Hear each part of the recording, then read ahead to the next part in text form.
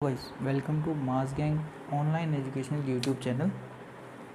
अगर आप ये वीडियो फर्स्ट टाइम देख रहे हैं तो हमारे चैनल को प्लीज़ सब्सक्राइब ज़रूर करें और बेल आइकन दबाएं, जिससे आप वीडियो जो है वो लेटेस्ट प्राप्त कर लेंगे।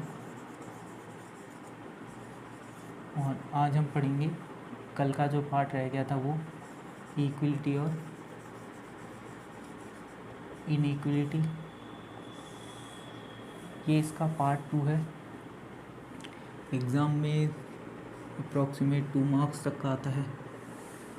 और आज जैसा कि हम पढ़ेंगे कि इसमें और कौन कौन से क्वेश्चंस आते हैं। कल जो हमने देखा था वो टाइप 1 था, आज हम देखेंगे टाइप 2 के क्वेश्चन। टाइप 2 में कैसा क्वेश्चन आता है। टाइप 2 के अंदर जो क्वेश्चंस आते हैं वो बस क्वेश्चंस लेंथी होते हैं, होता वही है। इसके अंदर सिंबल्स दे देते हैं, जैसे कि a@b दे दिया हमें, और इसके आगे अगर लिख दिया गया a is smaller than b, a is smaller than b मतलब a b से छोटा है, तो @ का मतलब हो जाएगा smaller than a is smaller than b, ये इसका मतलब हो जाएगा। इसकी जगह अगर ग्रेटर देन लिखा हुआ आता है तो हम अगर इसकी जगह स्मॉलर देन की जगह लिखा होता है ग्रेटर देन,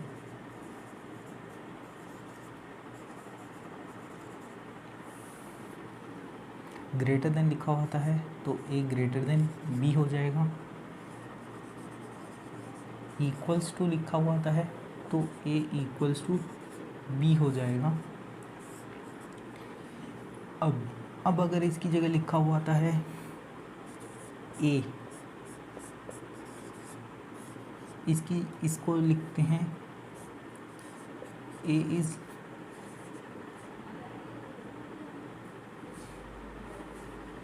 अब इसमें लिखा होता है a is either greater than और equals to b, a is either greater than और इक्वल्स टू b। इसमें 2 साइन आ रहा है, ग्रेटर देन का और इक्वल्स टू का। इसका मतलब है either a is greater than और इक्वल्स टू, तो ये इसका सिंबल चेंज हो जाता है। अब इसकी जगह सेम इसका opposite a is either smaller than and equals to b, तो इसका मतलब होता है a is smaller than b और इक्वल्स टू b है, तो इसका ये सिंबल चेंज हो जाता है। हमें ये लैंग्वेज जो होती है ये बड़ी आती है। फिर इसके बाद में जो क्वेश्चंस आते हैं वो भी हम देखेंगे। उससे पहले एक और प्रकार का देख लेते हैं। ये तो होता है सिंपल लिखा हुआ आ गया, a बड़ा है छोटा है। अब लिखा हुआ आता है a is not smaller than b। अब लिखा हुआ है a is not smaller then, a जो है वो b से छोटा नहीं है। इसका मतलब क्या हुआ, या तो a b से बड़ा है या a b के बराबर है। इसके अंदर एक कंडीशन बना कर रहा है, 2 कंडीशन हो सकती है, तो इसका मतलब होता है a इज़ ग्रेटर देन और इक्वल्स टू b। जब ऐसा लिखा हुआ था नॉट स्मॉलर देन तो ये हो जाएगा। अगर सेम तो इसका मतलब हो गया a जो है वो b से बड़ा है और बराबर है b के। ये हमारे इससे जो निकल के आता है, जो सॉल्यूशन निकल के आता है वो ये निकल के आता है, क्योंकि इसमें सिर्फ स्मॉलर देन के लिए मना कर रहा है, बड़े के लिए मना नहीं कर रहा और इक्वल्स टू के लिए मना नहीं कर रहा। तो जब ये लिखा हुआ है a is not smaller than b, a जो है वो b से छोटा नहीं है, तो इसका मतलब है या तो वो बड़ा है या बराबर है। तो हम ये वाला सिंबल लगा देते हैं greater than equals to. Same ऐसे ही अगर हमें ये पूछता है a is not greater than b. इसका मतलब है ए जो है वो बी से बड़ा नहीं है। इसका मतलब ए जो है वो बी से छोटा हो सकता है, ए जो है वो बी के बराबर भी हो सकता है। इसका मतलब ए जो है वो बी से छोटा है और बराबर है। ये सिंबल आता है जब ये लिखा हुआ था नॉट ग्रेटर देन, इसका मतलब स्मॉलर और इक्वल्स टू का जो सिंबल है वो सही होगा हमारा। तो इसका मतलब क्या होगा, a is smaller than and equals to b. अब अगर हमारे पास क्वेश्चन में लिखा हुआ आता है ए is neither greater than nor smaller than b. अब इसमें है नाइदर ग्रेटर, ये नाइदर लिखा हुआ गया, ग्रेटर नॉर स्मॉलर। इसका मतलब है ए ना तो बी से बड़ा है, ये इस वाली कंडीशन के लिए मना कर रहा है, ए जो है वो बी से बड़ा नहीं है इसके अंदर। फिर ये कह रहा है ना ही छोटा है, ए जो है वो बी से छोटा नहीं है। तो तीसरी हमारी कंडीशन बचती है ए इक्वल्स टू बी। इसका मतलब ये जब ये स्टेटमेंट लिखा होता है तो वहाँ पे जो भी सिंबल होगा ऐसे लिखा हुआ आ गया और इसमें कह दिया गया a is neither greater than nor smaller then, तो इसकी जगह जो हम चेंज करेंगे वो हम लिखेंगे इक्वल्स टू बी, ऐसे हम लिख देते हैं। अब अगर लिखा हुआ आता है, अब इसी को एक बार चेंज कर लेते हैं हम। सपोज कि लिखा हो गया a is neither greater than nor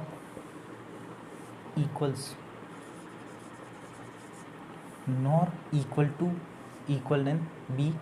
इसका मतलब है ए जो है वो बी से बड़ा नहीं है, ए जो है वो बी से छोटा हो सकता है, ए जो है वो बी के बराबर नहीं है।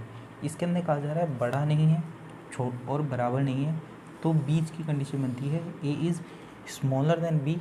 तो हम ये वाला कंडीशन लेंगे और इसकी जगह हम चेंज करेंगे, हम लिखेंगे a is smaller than b. अब एक क्वेश्चन हम देख लेते हैं, ऐसे ही इसका अपोजिट होता है, क्या लिखा हुआ आता है। अब हम वो सारा एक साथ देख लेते हैं कि उसका मतलब क्या होता है। अगर लिखा हुआ आता है ए इज़ स्मॉलर देन बी, इसमें साफ कह रहा है ए जो है वो बी से छोटा है, तो हम लिखेंगे a is smaller than b. ये हमारा साफ पता चल रहा है इसके अंदर। अगर लिखा हुआ आता है ए is not smaller than B, A जो है वो बी से छोटा नहीं है, मतलब ए जो है वो बी से बड़ा हो सकता है या बराबर हो सकता है बी के। ये आ गई कंडीशन। सेम ऐसी होती है, स्मॉलर की होगी, यहाँ पे लिखा हो जाए ग्रेटर तो वो सिंबल हम चेंज कर देंगे, यहाँ पे लिखा जाए नॉट स्मॉलर तो ये हम सिंबल चेंज कर देंगे। ए is not greater than and smaller than, क्योंकि ए बड़ा नहीं हो सकता छोटा नहीं हो सकता, तो ए जो है वो बी के बराबर होगा। अब हम बात करते हैं फोर्थ की। फोर्थ के अंदर हम जैसा कि हम देखेंगे, सपोज कीजिए लिखा हो गया है ए इज़, ये जो नॉट लिखा हुआ है इसकी जगह अगर लिखा हो जाए नाइदर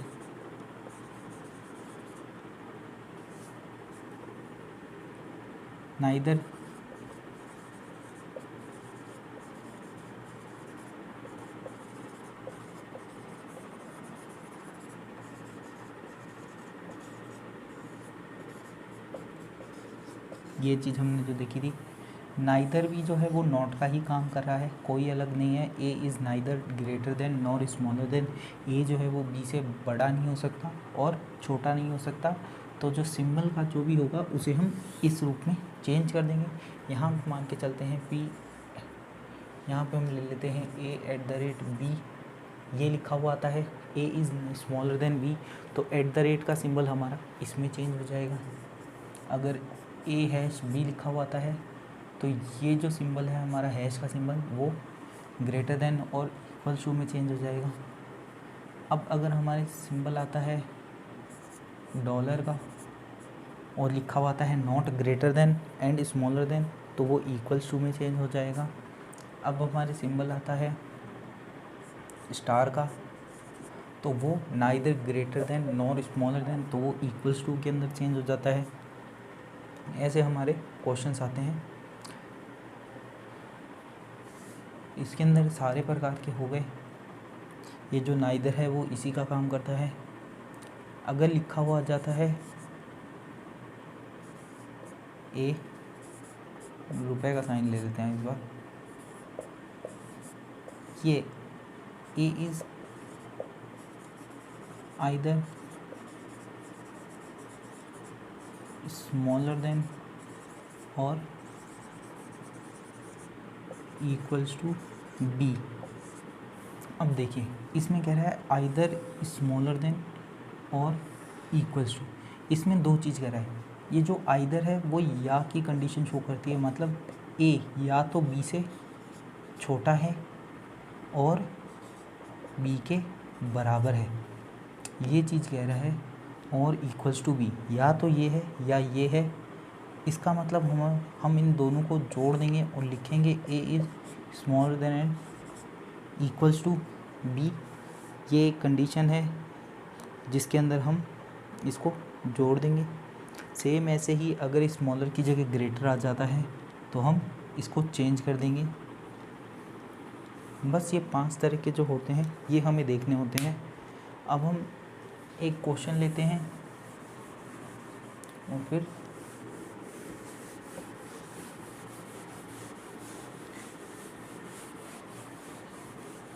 सीधा क्वेश्चन लेते हैं और हम फिर इसके अंदर जो आता है फिर 4 लाइनें और आती है, आंसर्स के लिए पूछता है वो। आंसर क्या होगा? पहला वाला जो है वो लिखता है कि only first conclusion is true, सिर्फ पहला कंक्लूजन ही ट्रू है।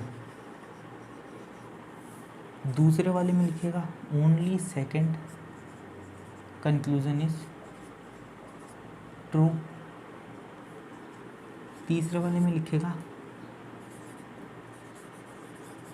आइदर फर्स्ट और सेकंड कंक्लूजन इज, ये आइदर और की कंडीशन आ गई। चौथे में लिखेगा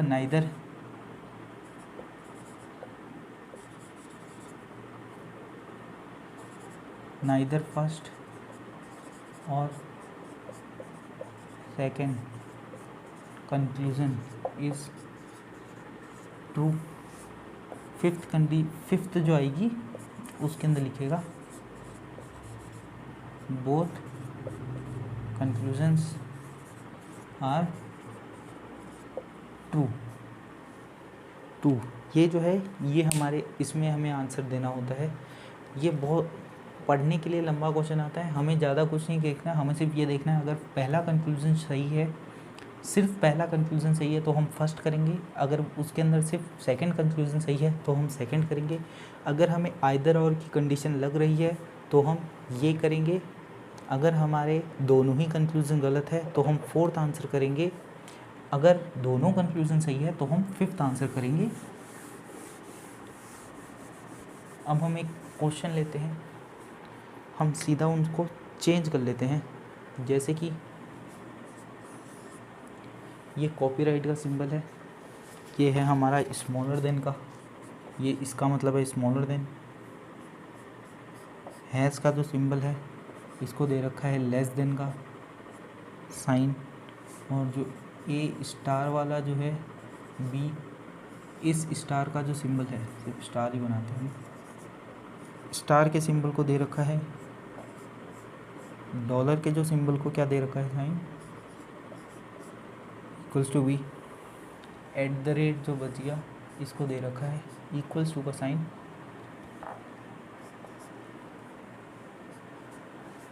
ये हमारे क्वेश्चंस में से हमने सीधे सॉल्व कर लिए हैं। ये सीधा हमें इतना सॉल्व करना होता है। फिर हमारे स्टेटमेंट पूछता है, स्टेटमेंट हमारे कैसे आते हैं वो देखिए।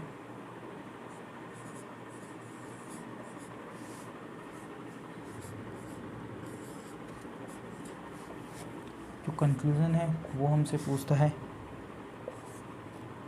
पहला कंक्लूज़न है वी कॉपीराइट एल, दूसरा कंक्लूज़न है एस कॉपीराइट जे। ये जैसे कि हमारे कंक्लूज़न पूछ लिया, तो अब हमें इसे फटाफट से चेंज करना होता है। जैसे कि ये सब एक साथ कनेक्ट हो रहे हैं तो हम एक एक करके जोड़ेंगे। पहले वी हैश का सिंबल होता है ये, मतलब ये s, v is smaller than and equals to s. अब एस का एल के साथ कनेक्शन है, एट द रेट वाला है। एट द रेट का मतलब होता है इक्वल्स टू एल। फिर से कर लेते हैं, वी हैश का सिंबल आ गया एस, एस के साथ आ गया है एल, एल जो है वो जे के साथ कनेक्ट है, किससे, कॉपीराइट से। कॉपीराइट का सिंबल होता है ऐसे। ये हमारी इक्वेशन बन गई, इसे हमने इसमें ट्रांसफॉर्म कर लिया है। ये हमारे स्टेटमेंट ट्रांसफॉर्म। अब वी और इसके बीच में, वी और कॉपीराइट का सिंबल पूछ रहा है एल के बीच में, वी और एल के बीच में कैसा रिलेशनशिप है। दूसरा रिलेशनशिप पूछ रहा है एस, सेम कॉपीराइट का सिंबल पूछ रहा है जे, एस और जे के बीच में कैसा रिलेशन है। अब जैसा कि हमने देखा था, वी और एल के बीच में सिंबल आ रहे हैं, वो है ये और इक्वल्स टू। जैसा कि हम इसमें देख चुके हैं, जब ये सिंबल आता है तो कौन सा सही होता है। जब ऐसे सिंबल आते हैं तो उसके अंदर जो सही कंक्लूज़न होता है वो होता है लेस देन और इक्वल्स टू का, जो कि हमने पहले वाले पार्ट के अंदर पूरे किए हैं। वो चीज़ ज़रूर देखनी है आपको। अगर आपने पहला वाला पार्ट नहीं देखा है तो वो पार्ट ज़रूर देख लें, क्योंकि उसके अंदर ये बेसिक चीज़ें बता रखी है। जब दो सिंबल आते हैं किसी के बीच में तो उसमें कौन सा कंक्लूज़न सही होता है और गलत होता है, तो उस हिसाब से ये कंक्लूज़न सही होगा लेस देन भी और इक्वल्स टू भी। लेकिन इसके अंदर सिर्फ लेस देन है, इक्वल्स टू का साइन नहीं है, तो उस हिसाब से ये कंक्लूज़न गलत हो गया हमारा। ये जो कंक्लूज़न है ये कंक्लूज़न हमारा गलत है। अब बारी आती है एस और जे के बीच में। एस और जे के बीच में कैसे कंक्लूजन्स हैं, इक्वल्स टू है और लेस देन का सिंबल है। इसके जब ये आता है तो हमारा ये वाला सिंबल सही होता है, इसके अंदर वही सिंबल है, तो इसका मतलब ये कंक्लूज़न हमारा सही है, ये कंक्लूज़न हमारा सही है। अब हमारे जो ऑप्शंस थे वो हमें पता है। पहला ऑप्शन तब टिक करते हैं जब पहला ही कंक्लूज़न सही हो लेकिन पहला गलत है।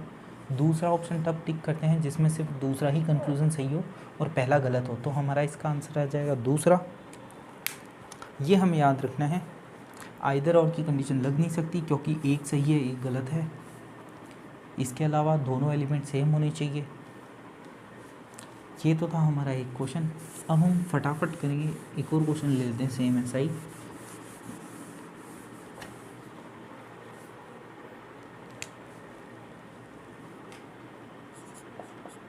एक स्टेटमेंट है एम आर, जो आर है वो कनेक्टेड है जे से,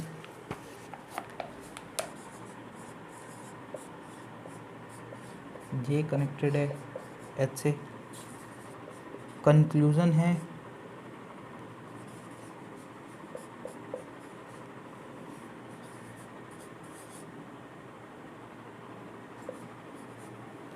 अब हम एग्ज़ाम में कैसे करेंगे वो चीज़ हम देख लेते हैं।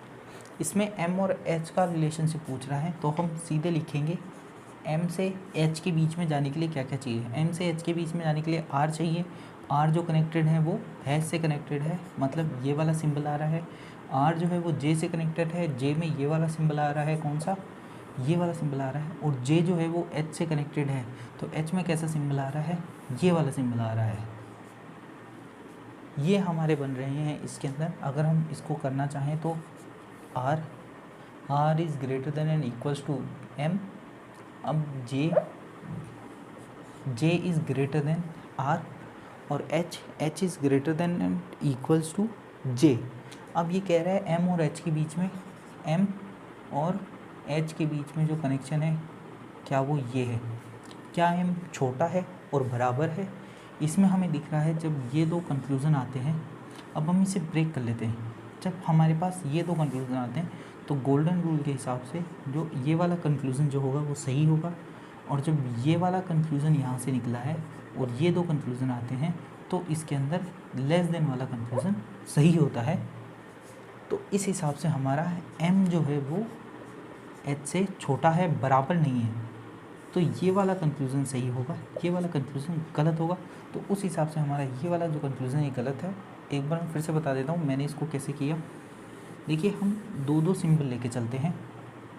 पहले हम m से j तक का देखते हैं, दो सिंबल आए, ये वाला पहले वाले में बताया था मैंने, जब स्टेटमेंट में ये दो सिंबल आते हैं तो कंक्लूज़न वही सही होगा, ये वाला कंक्लूज़न सही होगा। इसका मतलब है m और j के बीच में ये वाला कंक्लूज़न सही होगा। अब हमें m j यहाँ तक का हम कंक्लूज़न निकाल चुके हैं, बीच में से r हट गया है और ये वाला कंक्लूज़न सही होगा। m जो है वो j से छोटा है। अब बारी आती है m और h के बीच में, m और h के बीच में लेस देन और लेस देन h का सिंबल है, ये दो सिंबल है और हमें पता है जब ये दो सिंबल आते हैं तो इसका जो कंक्लूज़न होता है वो लेस देन वाला सही होता है, लेस देन वाला सही होता है। लेकिन हमें क्वेश्चन में पूछ रहा है less than and equals to, हमें लेस देन वाला सही है, इक्वल्स टू वाला गलत है, तो उस हिसाब से हमारा ये गलत हो जाएगा। हमारा ये जो है जो स्टेटमेंट जो था हमारा उसे हम एक बार चेंज कर देते हैं। स्टेटमेंट कंक्लूज़न जो है हमारा वो हमारा क्या पूछ रहा है ये, और ये हमारा गलत हो गया। इसको हम चेंज कर देते हैं r, कॉपीराइट का सिंबल होता है ये, और h। अब ये r और h के बीच में पूछ रहा है, r और h के बीच में सिंबल है ये सिंपल है। जब लेस देन इक्वल्स टू का सिंबल आता है तो लेस देन वाला जो कंक्लूज़न होता है वो सही होता है। तो उस हिसाब से ये यहाँ पे लेस देन वाला कंक्लूज़न है और ये कंक्लूज़न हमारा सही होगा, ये कंक्लूज़न हमारा सही होगा। सेम इसका भी सेकंड आंसर होगा, only second conclusion is true, first conclusion true नहीं है। तो ये हमारा ऐसे क्वेश्चन आते हैं। क्वेश्चन लेंथी होते हैं, इसमें जो पार्ट्स आते हैं वो इजी होते हैं। हमें सिर्फ एक बार ये सिंबल लिख लेने चाहिए स्क्रीन के ऊपर। हमें जब हम आंसर शीट मिलती है तो उसके ऊपर हम सिर्फ ये क्वेश्चन लिख लेते हैं। तो ये दो टाइप के क्वेश्चन हो गए। इसके अलावा कैसे क्वेश्चंस आते हैं अब हम वो देखते हैं। एक तो हो गए ये क्वेश्चन जिसके अंदर सिंबल्स आते हैं, उन्हें हम चेंज कर लेते हैं। एक आता है स्टेटमेंट ब्रेक, ये जो हो गया ये हमारा टाइप 3 हो गया। अब जो हम पढ़ेंगे वो टाइप 3 है, तो इसको हम 2 से 3 पे आ गए हैं। हम टाइप 3 में क्वेश्चंस कैसे आते हैं हम वो देख लेते हैं। टाइप 3 में क्वेश्चन आएगा ऐसे PQ और फिर हट जाएगा, फिर Q से R का रिलेशनशिप आ जाएगा, Q greater than and equals to R, और फिर T का R से जुड़ जाए। अब ये ब्रेक में क्वेश्चन आ रहा है। पहले हम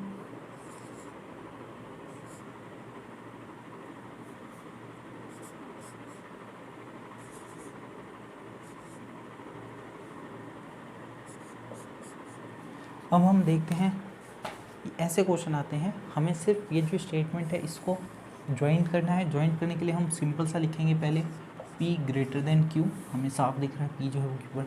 अब जो Q है वो R से बड़ा है, Q is greater than and equals to R, जैसा कि हमें सिंबल दिख रहा है। अब हमें दिख रहा है T जो है वो R से बड़ा है, तो इसमें हम ये वाला सिंबल नहीं लगाएंगे क्योंकि इस तरफ R है, R छोटा है बड़ा है T से।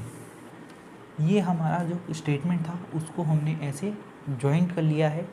हमें बस इस स्टेटमेंट को, ये टाइप 3 है, इसके अंदर ब्रेक किए हुए आते हैं, जैसे कि ये 3 पार्ट्स के अंदर स्टेटमेंट है, इसे हमने ज्वाइंट करके स्टेटमेंट बना लिया है। ये सिर्फ कन्फ्यूज़न करने के लिए होता है। टी को इस साइड कर दिया, हमें इसे चेंज करना पड़ेगा तो हमने उस साइड कर दिया। कंक्लूज़न क्या पूछ रहा है वो चीज़ अब हम देखते हैं। Q और T के बीच में, Q और T के बीच में कैसे सिंबल है। Q और T के बीच में अपोजिट सिंबल है, जैसा कि मैंने बताया था, जब भी अपोजिट सिंबल की बात आती है तो जितने भी कंक्लूज़न होते हैं वो सारे गलत होते हैं। मतलब ये सारे जो कंक्लूजन्स है वो दोनों गलत है, क्योंकि दोनों में क्यू और टी के बीच में रिलेशनशिप पूछ रहा है, और क्यू और टी के बीच में रिलेशनशिप कैसे हैं, उल्टे हैं, उल्टे हैं। और ये मैंने प्रूफ किया था। ये बड़ा भी क्यू जो है वो बड़ा भी हो सकता है, क्यू छोटा भी हो सकता है। अगर आपको नहीं पता है तो एक बार आप इससे जो पहला वाला पार्ट है वो ज़रूर देख लेना। उसके अंदर बताया है मैंने कि क्यू बड़ा हो सकता है, टी भी बड़ा हो सकता है, या दोनों बराबर भी हो सकते हैं। इस हिसाब से हमारे ये दोनों गलत है। पहली सेम हमारे जो पहले था वैसे ही इसके अंदर होगा। अब ये कह रहा है क्या सिर्फ पहला ही सही है? नहीं, पहला कंक्लूज़न गलत है।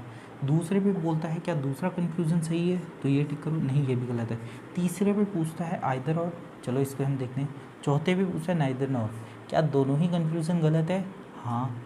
पाँचवें पे पूछ रहा है क्या दोनों कंक्लूज़न सही है, दोनों ही कंक्लूज़न हमारे गलत है, तो पाँचवा भी नहीं हो सकता। ना तो ये ना तो वो। अब हमारी तीसरी आती है आइदर और की कंडीशन। अब हम आइदर और की कंडीशन देख लेते हैं, इसमें लगती है। आइदर और की कंडीशन के लिए पहली चीज़, दोनों ही कंक्लूज़न क्या होने चाहिए, रॉन्ग।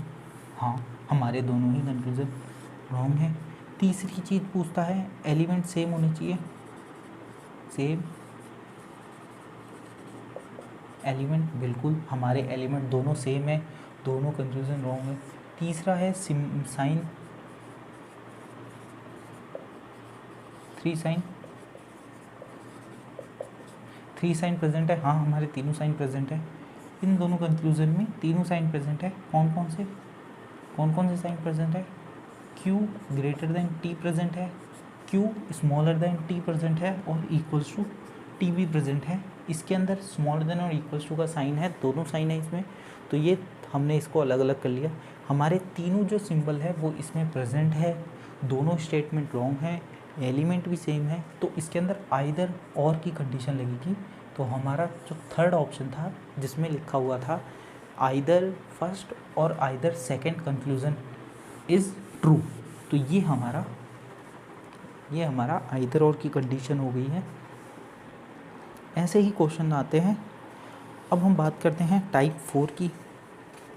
टाइप 4 के अंदर क्या चीज़ आती है? ये क्वेश्चन इतना हार्ड नहीं है, ये क्वेश्चन जो फर्स्ट टाइप था उसी का टाइप है ये, बस उसके अंदर हमें ये दे रखा था।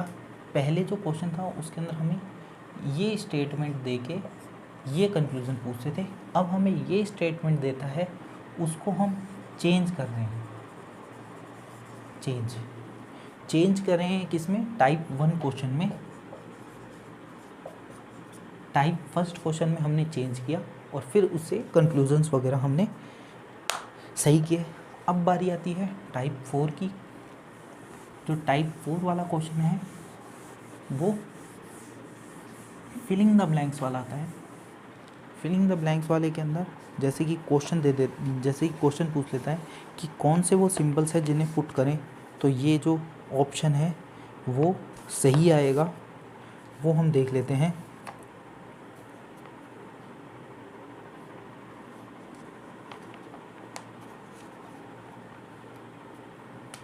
देखिए ये वाला जो है ये टाइप 4 है। टाइप 4 का जो क्वेश्चन है अब हम वो देख लेते हैं कि इनमें से कौन सा जो दिया हुआ है वो सिंबल सही आएगा। पहले हम देखेंगे एक normal question, a greater than d और c लेस देन e। अब हम देखेंगे a dash b dash c dash d dash e। ये हमें 5 एलिमेंट दे गए हैं, हमें ये पूछा है ये दोनों ट्रू हैं। अब हमें पहला ऑप्शन दिया गया है ये वाला, दूसरा ऑप्शन दिया गया है हमें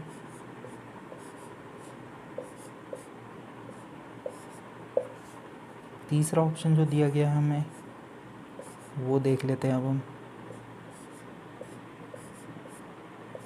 चौथा जो ऑप्शन दिया गया है अब हम वो देख लेते हैं।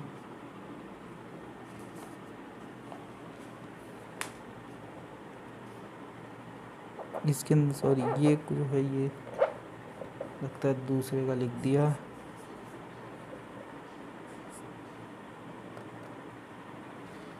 ये चीज़ें फिर से लिख रहे हैं। जो थर्ड ऑप्शन है एक बार हम फिर से देख लेते हैं, equals to, less than, equals to, equals to. जो फोर्थ है वो हम देख लेते हैं। ये हमें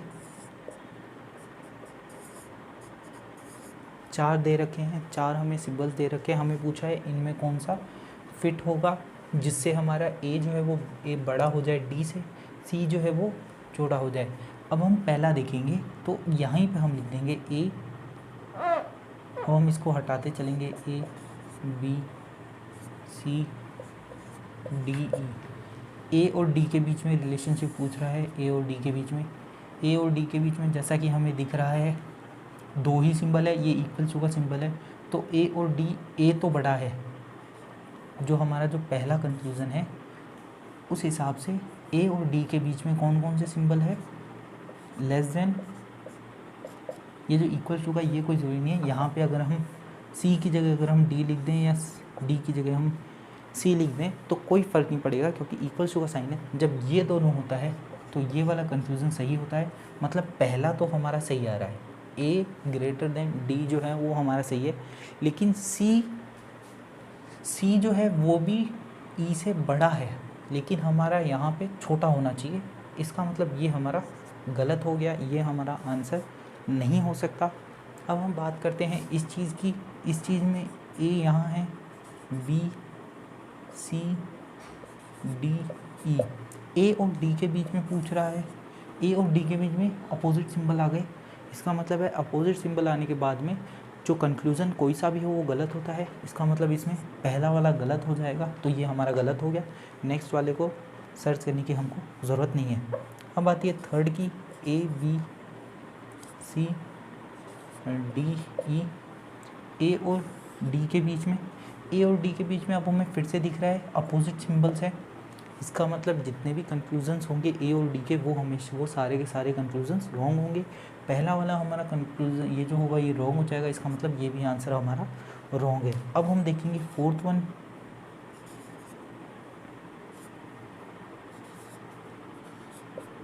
अब हम देखते हैं ए और डी के बीच में रिलेशनशिप कैसे हैं, तो वो हमें साफ दिख रहा है, greater than and equals to और ग्रेटर देन का सिंबल है, तो इसमें ग्रेटर देन का जो होता है वो सही होता है। इसका मतलब है पहली वाली कंडीशन हमारी फॉलो कर रही है।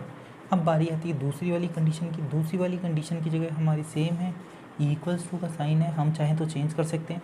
तो सी की जगह हम डी रख देते हैं और डी की जगह सी रख देते हैं। तो सी और ई के बीच में कैसा सिंबल है, सी और ई के बीच में less than and equals to का सिंबल है। ये सिंबल सही है, तो हमारा ऑप्शन हो गया ये। हमने क्या किया इस क्वेश्चन में, हमने क्वेश्चन में ज़्यादा कुछ नहीं किया, हमने सिर्फ जो फिलिंग द ब्लैंक्स थे उनको फिल किया। जैसे ही अपोजिट सिंबल आ गया उस क्वेश्चन को हम उस कंक्लूज़न को हमने वहीं छोड़ दिया, क्योंकि अपोजिट सिंबल में जो कंक्लूजन्स होते हैं वो रॉन्ग होते हैं। इस हिसाब से हमारे वो कंक्लूजन्स रॉन्ग हो गए। बस यही है क्वेश्चन जो आते हैं। अगर आपको लगता है कि इसमें कोई क्वेश्चन आपको बताना चाहिए या आपके पास कोई क्वेश्चन है जो सॉल्व नहीं हो रहा है, तो वो आप चाहें तो हमें नीचे कमेंट में भेज सकते हैं। आप कमेंट में भेज सकते हैं। अगर आप कमेंट नहीं भेज रहे हैं तो आप चाहे तो हमें टेलीग्राम ग्रुप पे ज्वाइन ज़रूर करें। टेलीग्राम पे अगर आप ज्वाइन करते हो हमारा ग्रुप, तो वहाँ पे आपको नोट्स अवेलेबल हो जाएंगे। वहाँ पे आपको नोट्स वगैरह अवेलेबल हो जाएंगे सारे टॉपिक्स के, रीजनिंग के, मैथ के और इंग्लिश के। कुछ समय बाद से हमारी जो मैथमेटिक्स की क्लास है वो भी चालू हो जाएगी, तो उसे भी देखना ना भूलें। अगर आपने चैनल सब्सक्राइब नहीं किया है तो प्लीज़ हमारा चैनल सब्सक्राइब ज़रूर करें, बेल आइकन दबाएं, जिससे आपको लेटेस्ट वीडियो मिलते रहेंगे। अलर्ट आता रहेगा आपके फ़ोन पे, नोटिफिकेशन अलर्ट आता रहेगा। इसके अलावा आप हमें चाहें तो इंस्टाग्राम पे भी फॉलो कर सकते हैं। इंस्टाग्राम की आईडी किस नाम से है, मास गैंग 9296, जो कि स्क्रीन के ऊपर फ्लैश हो रही है, वो आप देख सकते हैं। आप हमें टेलीग्राम ग्रुप पे ज्वाइन कर सकते हैं।